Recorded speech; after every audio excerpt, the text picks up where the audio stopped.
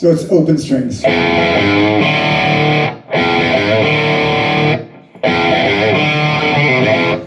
Aerosmith inspired, obviously. I like that song. It's a true story, by the way, just in case you're wondering.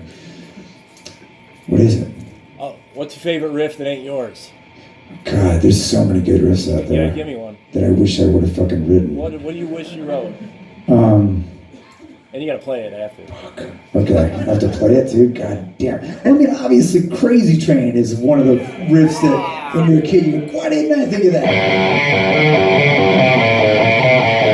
And of course, you know, even now being in the band, it's like every time I sit down to write a record, it's like, what can I do? How can I rip off Crazy Train somehow?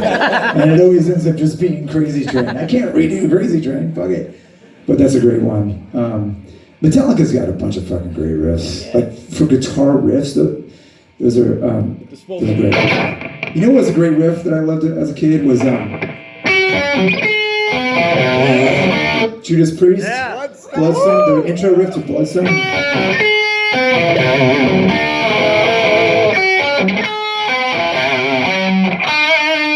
think it goes.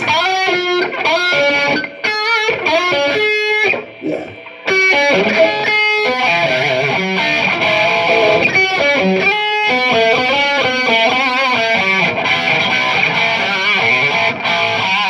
Of course, that's tuned higher too, but that's a bitchin' riff. What's up? Do you have a Dimebag story? Do I have a what? Dimebag girl story? A Dimebag story. I do have a Dimebag story. Right. When I was younger, I was actually in Amsterdam.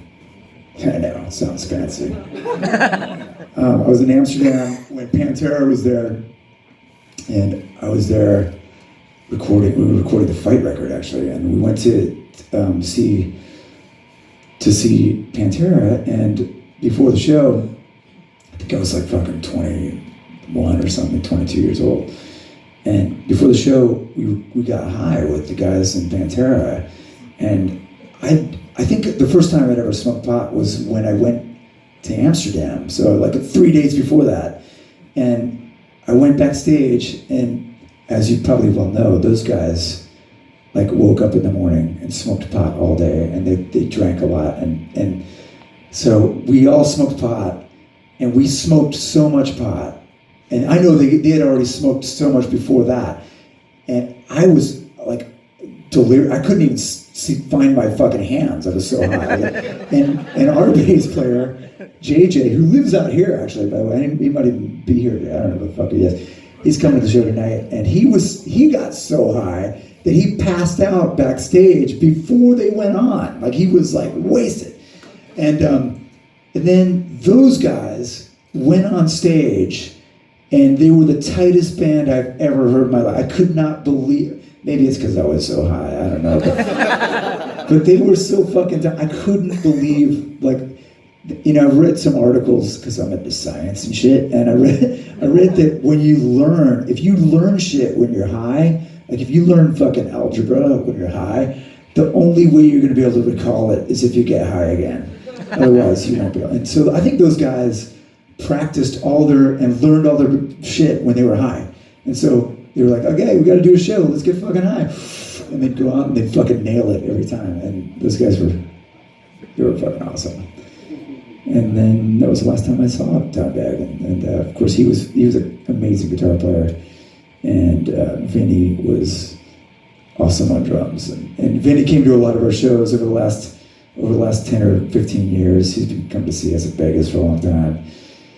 And fuck, man, miss Vinny. And Vinny, we became tight with Vinny after a while, and he was fucking awesome. Those guys were legendary dudes. So, of course, when Vulgar Display of Power came out, that was early '90s, and I remember when that came out, it was like, oh shit, like took a whole heavy metal like to a whole new place. Because there was a bunch of shit out there, like at that time in heavy metal, if you're old like that guy, you remember there was a bunch of shit like Firehouse and fucking and you know Mr. Big and all this like really light in the loafer shit, and they came out, I was like, oh fuck you. All right. They ass fucked everybody with their music. It was great. and we all learned to enjoy it. Any other questions about Pantera? Yeah, they were fucking rad. What's your favorite riff and you play it? Oh, from Pantera? I never really learned all the riffs, but I mean, of course, this one.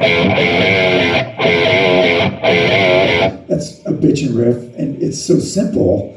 Like, and that kind of shit inspires me a lot. Like, that's not a hard riff, but it's creative, and to me, that's the coolest shit. Like, when guitar players are able to do that, like 3 fucking notes, and because there's a lot of bands out there, that are with great guitar players, but I hear it and it all sounds the same to me because there's so many notes, and then when you get a riff like that that's really simple and repetitive and bitchin', like to me that's more challenging as a musician. Like, how do you write something that's simple and that makes people want to listen to it again? Like, and when they hear it, like all they have to hear is like 1 bar or half a bar. You can hear like the first 3 notes, not even a full bar of music. You go, oh shit, that's fucking Pantera. And that's inspiring to me, but of course I can't play that shit because it's too good. Too hard for me. Oh, we gotta get going. So I'm gonna sign some shit, and then I gotta go do sound check and pick up a hooker. Thank you guys for coming out today, man. I appreciate it. Give it up for Satchel, the one and only.